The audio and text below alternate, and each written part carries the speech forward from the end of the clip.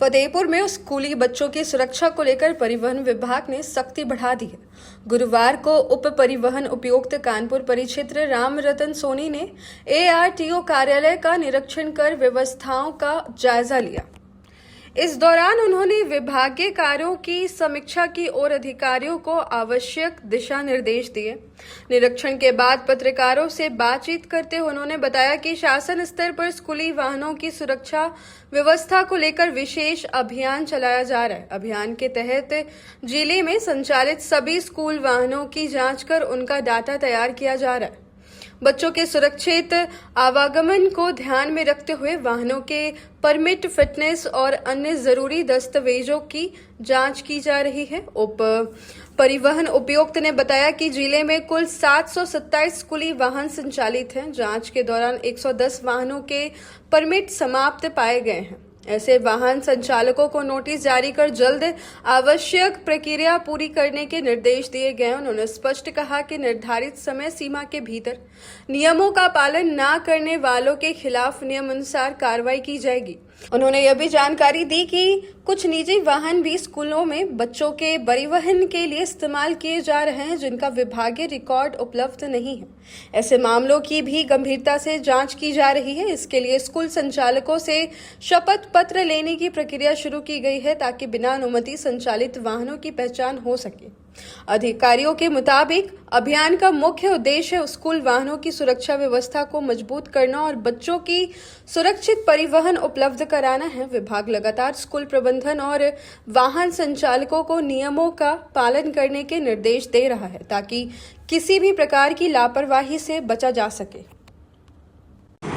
एक पर्यवेक्षी अधिकारी होने के नाते एक ये रूटीन पर्यवेक्षण है जो मैं महीने में जिले वाइज अपना रोटेशन के आधार पर निरीक्षण करता हूँ। तो आज मैंने 2 जनपदों का यहाँ समीक्षा की है, एक जो है फतेहपुर और दूसरा कौशाम्बी। 2 जनपदों की संयुक्त बैठक ली है और एक समीक्षा की है। मुख्य रूप से आज की समीक्षा में मैंने जो स्कूल व्हीकल हैं, आपने देखा होगा कि पिछले 2 महीने से हम लोग लगातार स्कूल व्हीकल पर काम कर रहे हैं। उसका कारण ये है कि सरकार और हमारा विभाग स्कूल वाहनों की दुर्घटना को लेकर के बहुत चिंतित है। सरकार चाहती है कि किसी भी परिस्थिति में एक भी वाहन दुर्घटना स्कूलों की नहीं होनी चाहिए। एक बच्चे की कैजुअल्टी हृदय विदारक होती है और ये हमारे जो है लिए बड़ा अफसोसजनक होता है कि हम उसको नहीं रोक पाए। लेकिन अब प्रयास यही चल रहा है कि सारे स्कूलों का एक डाटाबेस तैयार किया जा रहा है। अभी तक कितना डाटाबेस तैयार किया गया है? ये हमारे जो है जो मंडल है प्रयागराज, उसमें हमने जैसे प्रतापगढ़ में 877 व्हीकल का डाटाबेस तैयार किया है स्कूल वाहनों का। कौशाम्बी में 526 व्हीकल हैं, प्रयागराज में 1361 व्हीकल हैं और फतेहपुर में 727 व्हीकल। ये कैसे व्हीकल हैं? ये स्कूल व्हीकल हैं जो या तो स्कूल के नाम वो दर्ज हैं या स्कूल ने अपने में उनको कॉन्टैक्ट पे लगाया हुआ है। ये इस तरीके के डाटा है और इस पूरे डाटा को तैयार करने में हमने 2 महीने का कई प्रकार से उसकी सूचनाएं कलेक्ट की हैं। जो एक चौंकाने वाला डाटा सामने आया है कि बहुत सारी गाड़ियों के परमिट समाप्त हैं, जबकि स्कूल व्हीकल के पूरे परमिट वैलिड होने चाहिए। उन परमिट को लेकर के अब हम लोग काम कर रहे हैं और जिले वाइज हमने वो डाटा पोर्टल से निकाल, क्योंकि हमारे पास डाटाबेस तैयार हो चुका है तो पोर्टल ही ये डाटा हमको निकाल करके हम निकाल पा रहे हैं पोर्टल से। अभी तक स्कूल वाहनों को ऐसे वाहन स्वामियों को या स्कूल वालों को किस तरीके की कार्रवाई या नोटिस जारी की गई?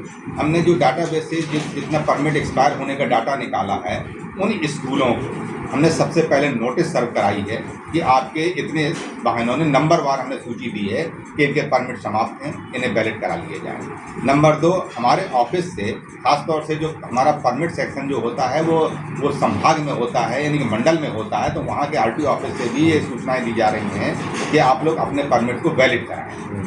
और इसके 3rd स्टेज में अगर जो है हम लोग जो है बंद चालान भी कर रहे हैं, ताकि ये मैसेज क्लियर हो कि बिना परमिट वाहन संचालित नहीं करने दी जाएगी।